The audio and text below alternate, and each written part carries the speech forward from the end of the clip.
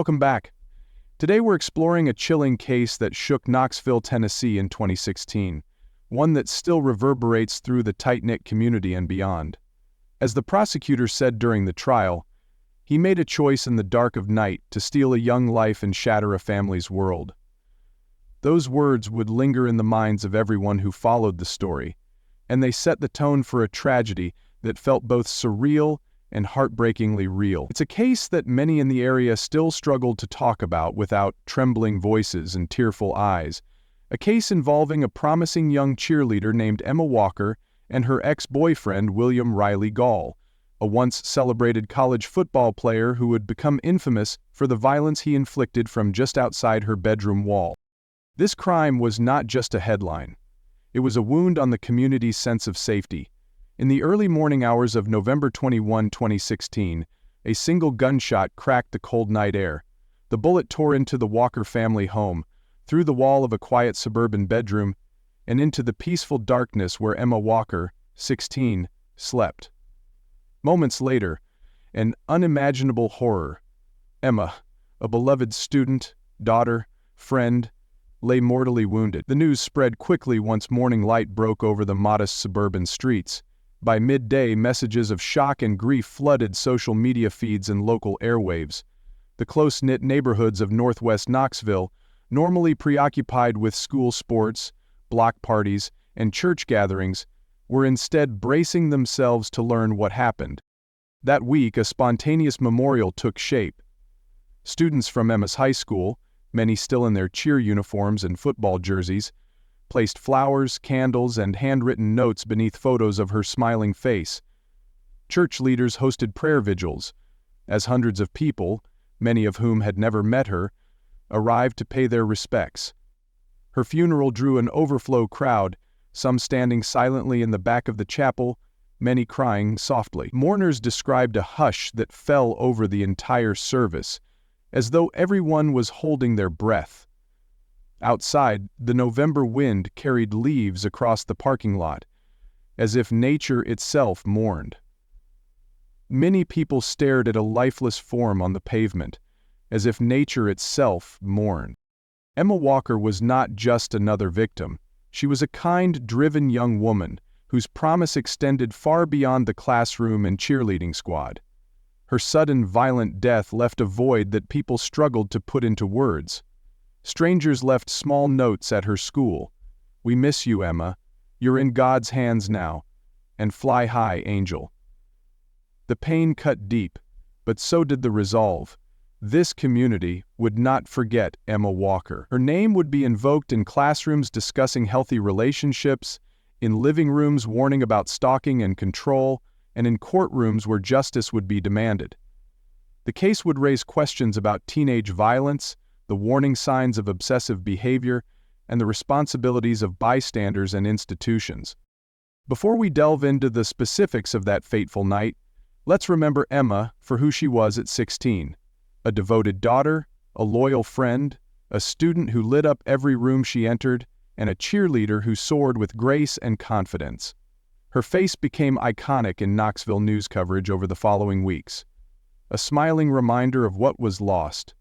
Now, let's go back before the tragedy and understand the life she lived, the dreams she held, and the world in which she was so cruelly taken. Emma Walker was born in March 2000. At the time of her death, she was 16 years old and already well known in her community. She lived with her parents, Mark and Jill Walker, and her younger brother, Evan. The family had settled in a comfortable single-story home in a suburban enclave west of Knoxville. The neighborhood was quiet, family entrepreneur, and known for good schools. Emma's parents had chosen the area specifically for the educational opportunities and the safety that this community promised. From a young age, Emma was drawn to activities that emphasized teamwork, dedication, and performance. She began cheerleading in middle school, quickly gaining a reputation for her high energy and athletic flair. Friends recall how she could perform flips, handsprings, and jumps with effortless grace. But Emma was more than a cheerleader. She was also a conscientious student. Teachers described her as attentive, curious, and empathetic. She was the kind of student you looked forward to having every year, said one of her favorite teachers at Central High School. She asked questions, engaged with the material, and brought a positive energy that lifted everyone around her. And here's what she had to say about the last class of her semester. Emma's daily routine might have seemed typical, but it was infused with her personal touches. She woke early, often before sunrise, to style her hair and perfect that signature cheerful smile. She loved practicing new cheer routines in front of her bedroom mirror, working tirelessly to master a new move before performing it for her squad. She was also fond of taking short walks through the neighborhood with her dog, pausing to chat with neighbors who found her warmth and manners refreshing. After school, she often stayed late for cheer practice. In between, she juggled homework, social activities, and volunteering at a local animal shelter. Those who knew her say her compassion for animals reflected her kind soul. When she had free time, Emma was known to bake cookies for her friends, sugar cookies with frosting, a treat that turned study sessions into mini celebrations.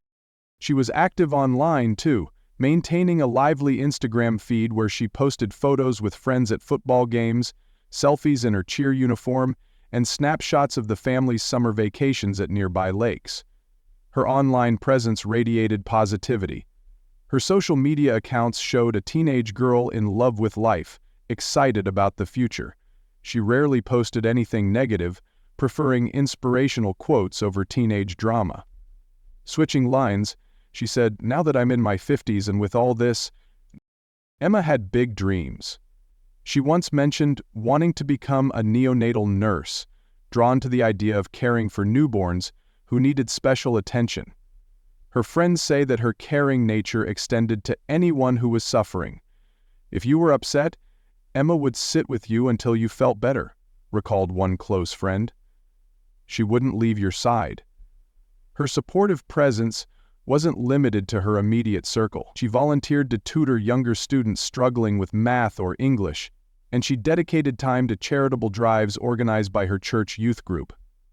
Teachers predicted a bright future, perhaps a college scholarship for cheerleading or academics, a promising career in healthcare, and maybe even a leadership role in community organizations.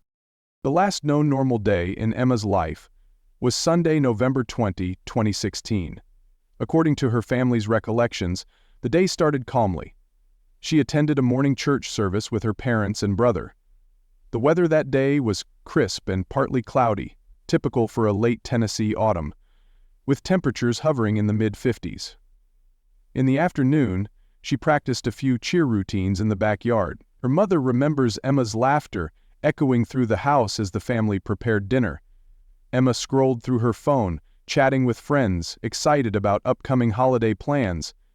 That evening she watched a TV show on the couch, texted a few friends goodnight, and went to her bedroom, her sanctuary, where the glow of her phone's screen was the only light as she drifted off, presumably dreaming about the future. In the hours before tragedy struck, she might have been thinking about the next pep rally, the upcoming holidays, or what she'd wear to the next football game. Photographs taken in the days prior show Emma looking radiant in her cheer uniform, posing with classmates in front of a school banner. Videos from a recent pep rally, shot on friends' phones, capture her mid-routine, smiling broadly, encouraging the crowd to join in the school spirit. In every captured moment, she is alive, vibrant, and looking forward.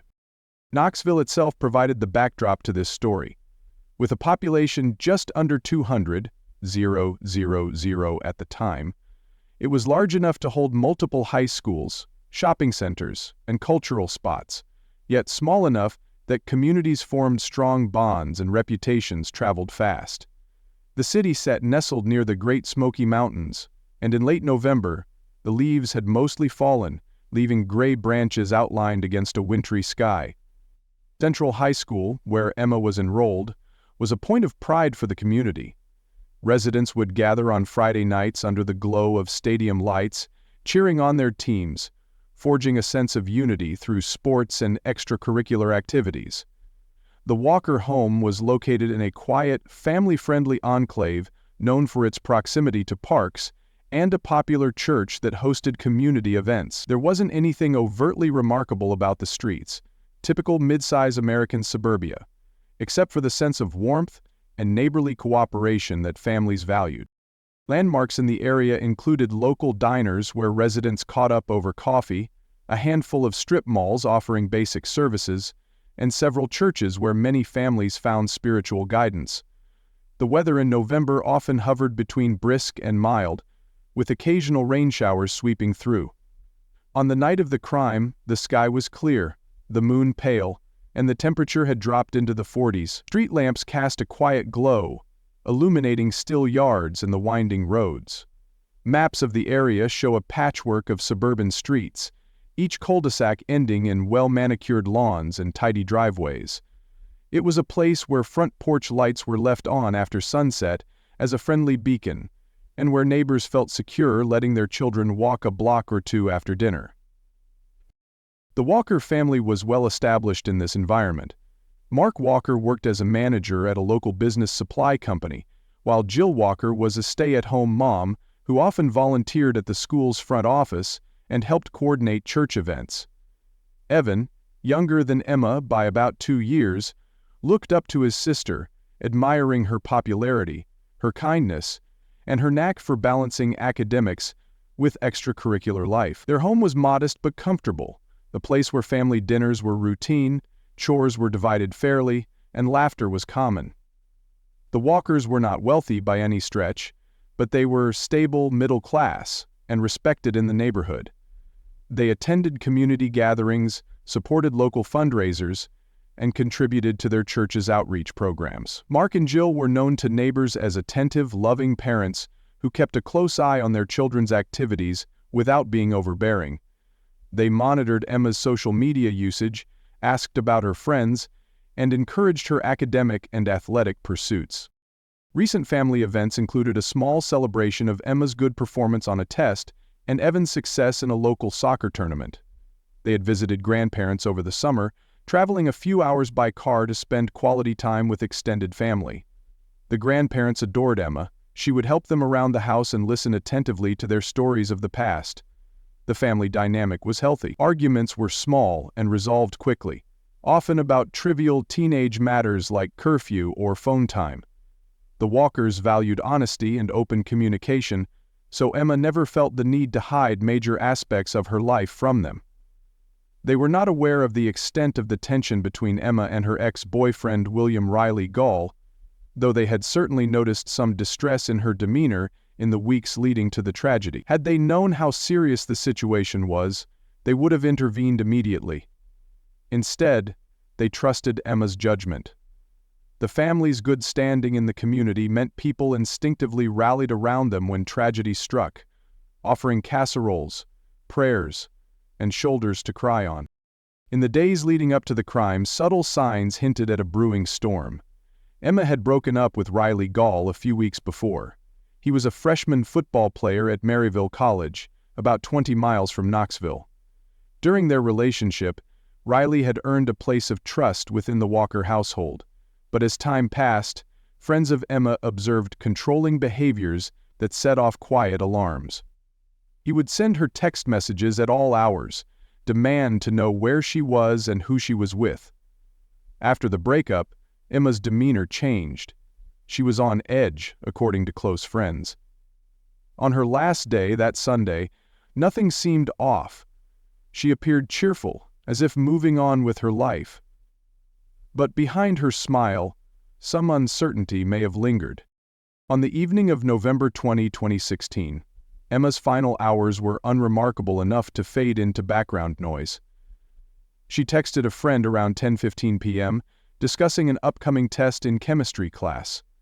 Her last social media post that night was a simple goodnight snap to a friend's group chat, accompanied by a sleepy emoji. No one suspected that outside, in the quiet darkness, a figure might have been lurking. Surveillance cameras from a neighbor's house captured a flicker of movement around 3 a.m. on November 21, just a shadow crossing a patch of lawn. The temperature had dropped, and dew was forming on mailboxes and cars parked in driveways. No one reported hearing the shot that would be fired soon after, or if they did, they mistook it for a distant car backfiring. In the aftermath, when police pieced together the timeline, phone records revealed that Emma's phone had gone dark sometime after 2:45 a.m. Witness accounts were scant. A passing motorist vaguely recalled seeing a car idling nearby. Later, investigators would identify that car as belonging to Riley Gall. The weather that night, clear and crisp, unfortunately allowed sound to carry softly but not distinctly. The only real witness to the horror unfolding would be the walls of the Walker home and the forensic evidence left behind. To understand how such a terrible act could occur, we must look at William Riley Gall. He was 18 years old at the time of the crime. Raised in a nearby community, Riley came from a seemingly ordinary family. He attended the same high school as Emma before graduating a year earlier. Friends and former classmates remembered him as a shy but polite boy who had found a measure of identity through football. By turning to public health to solve the problem, Riley was able to make life-changing progress and perhaps emerged from the crisis as a stronger man, likely to inspire people and help make a difference in the world. On the field, he was known for persistence rather than star quality, but he worked hard and earned a spot on the Maryville College football team as a freshman. His education history was straightforward: solid, if unspectacular, grades, participation in team sports, and a circle of friends that included other athletes and classmates. Riley's home life appeared stable. His parents were middle-class, hard-working people who supported his athletic pursuits. Yet, close friends observed that Riley had a penchant for intense relationships. In the digital age, his online presence showed a mix of typical teenage interests, sports highlights, memes, occasional selfies, but also revealed a subtle pattern. When he dated Emma, his posts often referenced their relationship, sometimes in overly possessive tones. "Without you, I'm nothing," read one tweet posted a few months before the breakup. After Emma ended their relationship, Riley's posts became cryptic and darker in tone. Investigators found a series of deleted messages and DMs where Riley expressed desperation, claiming he would do anything to win Emma back. He had never faced serious legal trouble before. However, after the crime, old classmates would come forward with stories of how Riley struggled with insecurity and jealousy. One former teammate stated, "He took breakups hard. He'd sulk for weeks, always playing sad songs in the locker room. In person, he was quiet and brooding when upset.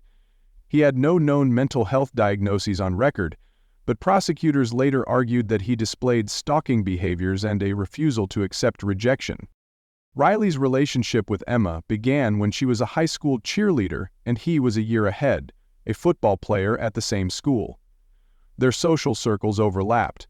Initially, it seemed like a storybook teenage romance. Football player and cheerleader, one woman decided that she wanted to rescue her friends from danger. But as Emma's friends would testify, Riley became increasingly possessive. He criticized her outfits, questioned her friendships, and tried to isolate her. When she finally decided to end the relationship, he bombarded her with messages. At first, they were pleas for forgiveness and reconciliation. Later, they became more desperate. He threatened self-harm, insinuated that Emma couldn't live without him, and made unsettling statements hinting he might harm someone else if she didn't return to him. Psychological experts called to testify at trial pointed to behaviors consistent with what is now recognized as coercive control, an insistence on dominance, pervasive jealousy, and the inability to respect boundaries. Online searches on Riley's devices revealed he'd looked up how to win back an ex-girlfriend, then how to scare someone into talking to you, and chillingly, gun search terms. As a freshman at Maryville College, Riley told acquaintances he was having trouble sleeping and focusing on football. He started missing practices. On social media, he posted sad song lyrics. Friends at the college dorm said he talked incessantly about Emma and the breakup, asking for advice on how to get her attention again. Some tried to reassure him that he'd be fine, that he should move on. But Riley wasn't interested in moving on. He visited Knoxville more frequently under the guise of seeing old friends, but his true motive seemed to be checking on Emma's whereabouts. CCTV footage from nearby stores showed him lurking in the area. He even slipped anonymous notes under her door at one point, though that detail would only come out later. On November 20, the day before the crime, investigators believe Riley's mindset had darkened. Phone records showed repeated calls to Emma's number that went unanswered. Late that night, he messaged a friend, "I'm going to fix this once and for all." That friend would later testify in court, shaken and regretful that he hadn't reported the message to anyone. Riley reportedly retrieved a gun belonging to a family member, taken without permission, and set out for the Walker home. Prosecutors argued that he intended to scare Emma, fire shots into her home, and perhaps then rush in as a savior, or force a confrontation that would make her speak to him. Instead, he fired a deadly round that struck her as she lay in bed. The crime itself happened swiftly. Around 3:20 a.m. on November 21, 2016, investigators estimated that Riley stood outside the Walker home, near Emma's bedroom window. He aimed a 9mm handgun at the side of the house and pulled the trigger. The bullet ripped through the exterior wall, entered Emma's bedroom, and struck her as she slept. Another shot was fired moments later, possibly a panicked attempt or a misguided effort to stage a break-in scenario. Then silence. Riley fled, leaving Emma gravely wounded inside the silent home. She did not scream. She could not.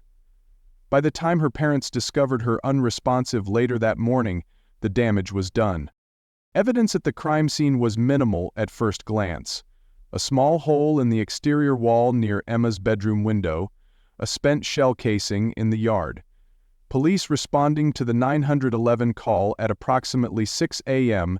immediately recognized that something very wrong had occurred. The Walker home, carefully maintained, now became a crime scene. Investigators photographed the bullet hole, searched the yard for footprints, canvassed neighbors. One neighbor's security camera footage revealed a blurred car idling nearby. Another camera, down the street, showed a figure in a hooded sweatshirt walking briskly at around 3:15 a.m. Phone records and digital evidence began to paint a clearer picture as the hours passed. Emma's phone contained no recent replies to Riley's messages. Riley's phone, once examined, showed that he had been in the vicinity of the Walker home at the time of the murder. Several witness accounts placed Riley near Emma's workplace in the weeks before, and a friend recalled that Riley had mentioned he was desperate to talk to her one last time. Weather conditions that night provided crisp, clear air, ideal for sound to travel but also for a perpetrator to slip away unseen. The moonlight and street lamps were insufficient to alert anyone of the danger. Physical evidence was crucial. Forensic experts matched the bullet that killed Emma to the gun recovered later from a friend of Riley's, who claimed Riley had asked him to dispose of it.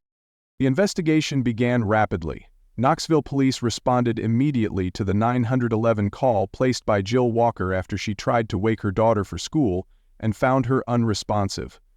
Emergency medical services arrived at 6:12 a.m. and confirmed Emma had no pulse. By 7 a.m., detectives secured the scene, interviewed Mark and Jill, who were in shock and unable to comprehend the horror. Crime scene technicians photographed every detail: the positions of furniture in Emma's room, the trajectory of the bullet hole, the shell casing in the yard. Search efforts extended beyond the home.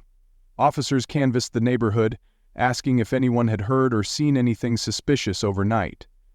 Most neighbors were asleep, but one mentioned noticing a dark sedan idling around 3 a.m.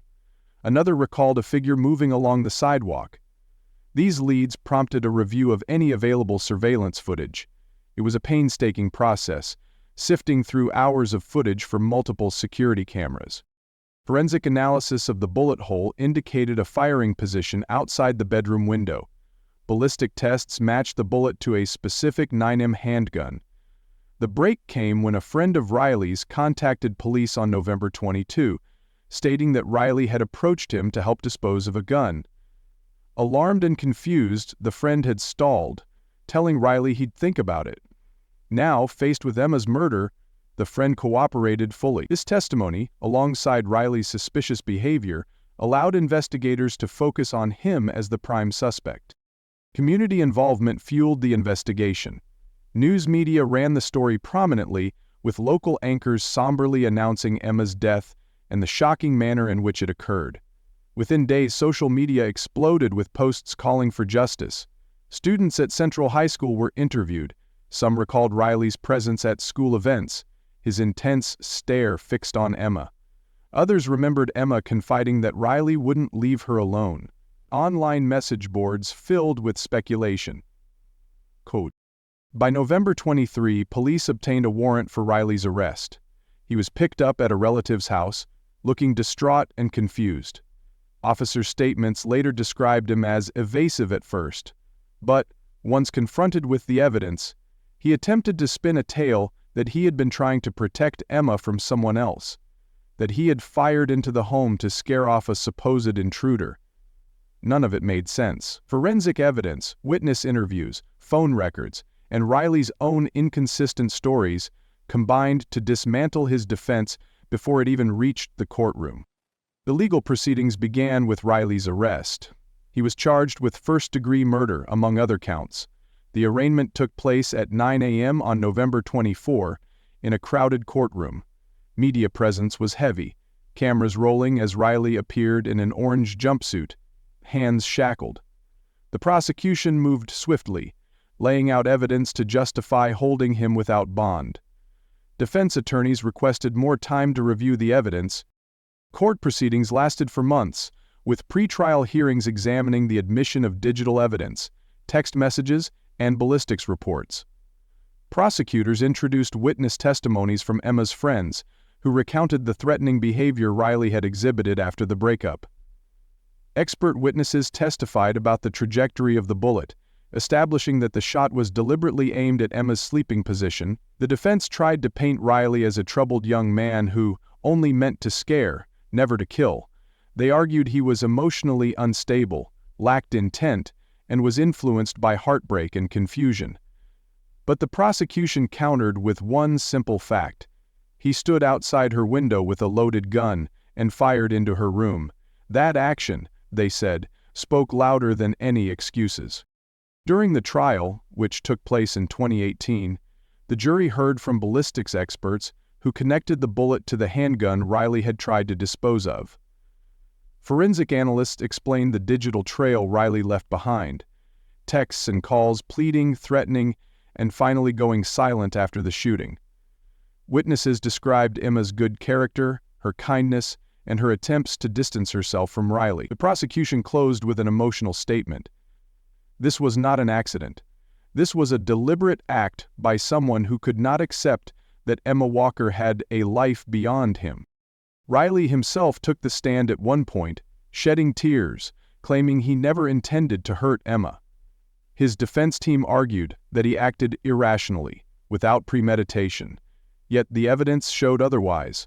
Prosecution lawyers presented a meticulously documented timeline, including timestamps from security cameras, phone logs, and text messages. They reconstructed the final night of Emma's life, down to the minute, leaving the jury with a haunting image of Riley lurking outside her home in the pre-dawn chill, gun in hand.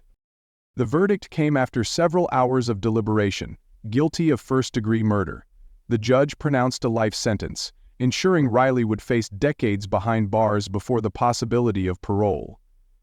Family members of Emma Walker wept quietly, holding each other as the magnitude of the decision weighed on them.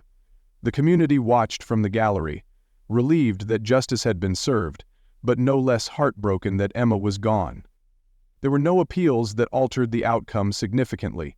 Riley remains in prison, the memory of his crime etched into the legal records. The impact and aftermath of Emma Walker's death spread far beyond her family home. The community was stunned. In the weeks after the verdict, local leaders organized forums on domestic violence and teenage relationship abuse. Schools invited counselors to speak to students, encouraging them to report signs of stalking or harassment. Emma's parents, though devastated, eventually found the strength to speak publicly, urging other parents to pay attention to warning signs and to take their children seriously when they say someone makes them uncomfortable or afraid.